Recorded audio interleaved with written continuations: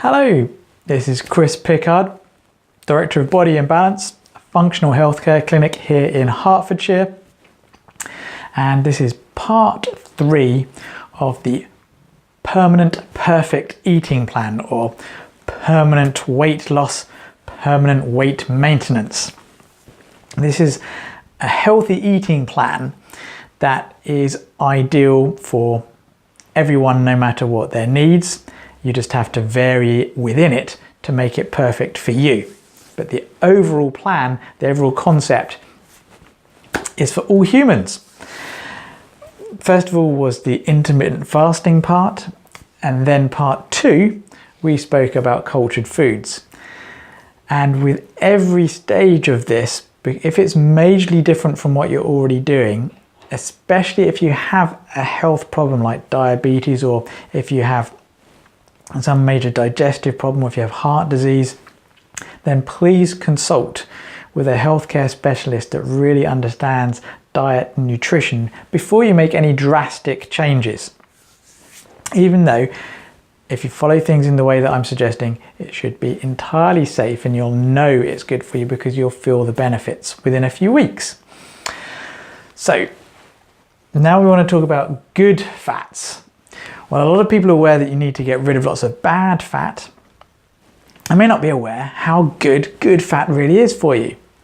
Now, in part of my 5 R's to cellular health series, I speak about what's called the cell membranes. And this I learned from a lot of this I learned from Dr. Daniel Pompa, and also The Biology of Belief by Bruce Lipton.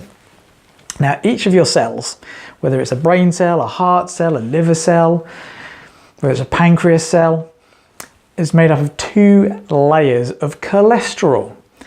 Now, your body needs cholesterol to make every single cell in your body, whether it's a brain, nerve, or a heart cell. You need cholesterol to make these membranes, and the membranes are basically the brains of the cell. And so if you don't get cholesterol to where it's needed, you have a problem. And we're now beginning to realize that cholesterol is so important. Your liver makes loads of cholesterol. It's made into hormones, not just cells. It's made into provitamins and prohormones like vitamin D3. So you need cholesterol, and your body will pump it into your blood for all kinds of various reasons, not to give you a heart attack, but to actually save your life. So if you've been diagnosed with high cholesterol, it's really important to try and actually find out why it's there, because it may actually be trying to save your life, save your brain, your nervous system, something. So you need cholesterol, but you need lots of other fats. You need lots of saturated fats to actually, that's one of the main fuels for your heart. You need fat to make brain and nervous tissue. You need fat for lots of reasons, but they've got to be good quality fats. And this is the problem. A lot of the fats you're currently eating are no good for you, and they will just cause havoc and problems for your health. What you need to do is you need to start putting in good quality fats to replace the bad fats. Good quality fats, don't think of them as calories at all. In fact, to get the same calories from fat that you do from sugar, you actually have to have 3 times as many calories. So if you're looking at a bowl of pasta or a bowl of fat, to get the same calories from the fat, you'd have to have 3 times the amount of calories that it says it is to get the same calories that you get from the pasta. You get a lot of calories from carbohydrate, not much from fat. Only 1/3 of it is actually usable as calories. The rest of it is used to make cells and membranes and hormones and things like that. So what are good quality fats? Well, it should be no surprise to you that the Mediterranean diet, olive oil, cold pressed extra virgin olive oil.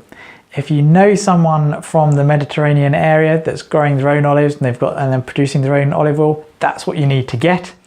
Second best is organic cold pressed extra virgin olive oil. And a couple of tablespoons a day is a good suggestion. This is where good fats 2222 comes in. So a couple of tablespoons of olive oil a day on salad, for instance. And then another really good fat that most people don't realize is butter, but it has to be butter that's made from the milk of grass-fed cows. Cows, and in fact any animal that's been fed its natural diet, will have omega-3 fats in. Most people associate omega-3 fats with just things like flaxseed oil or fish oil. But it's not true. Omega-3 fats are in every animal that's been fed its natural diet. And the problem is most of the animals we now eat have been fed a very unnatural diet, so they contain the wrong fats. They're very unhealthy. A lot of the processed rapeseed oil and sunflower oil that we've been told to eat because it's polyunsaturated is not good for you. You need a whole range of different oils, but they need to be good quality. So first of all, a couple of tablespoons of olive oil, a couple of tablespoons of grass-fed butter fat. And then another really good oil is coconut oil. Coconut oil is full of all kinds of different chemicals and properties, everything from helping the immune system, beat viruses, it's good for the gut, it's good for the brain, it's good for energy production, it's good for weight loss. So that's 2222. And then you can also add in something very specific like MCT oil, which is medium chain triglyceride oil, of which there are different types. You want to get stuff that's actually made from coconut oil. And this is actually something that I actually add into my coffee, for instance, or I just have it on a spoon. And again, a maximum of 2 tablespoons a day of that. Any more and it does actually tend to cause a bit of stomach upset. So if you are going to take something like MCT oil, start with just a teaspoon and raise up to 2 tablespoons. And this is really good for producing lots of energy and for also helping you stay unhungry, basically. And you can have this in the fasting period and it doesn't count as calories then. Same with all of these fats. You can have them in the fasting time. And then there is another 2, which is not a fat, and this is mineral salts. I'm talking about sea salt. About 2 teaspoons, not tablespoons, about 2 teaspoons of sea salt a day mixed in water. Don't try and drink it all in once. You're not going to feel good. Just, split into 2 or 3 or 4 or 5 glasses of water, or I add actually a greens powder to it as well to make it even healthier. But having some mineral salts from the sea, because again we're full of mineral salts in our body, and so many of us are actually just getting rid of it, and we've only been eating table salt, which is sodium chloride, but we actually need a whole range of different salts, which is what you find in sea salt. And with sea salt, you want to make sure it's the coarse crystals, so there's no anti-caking agent in there.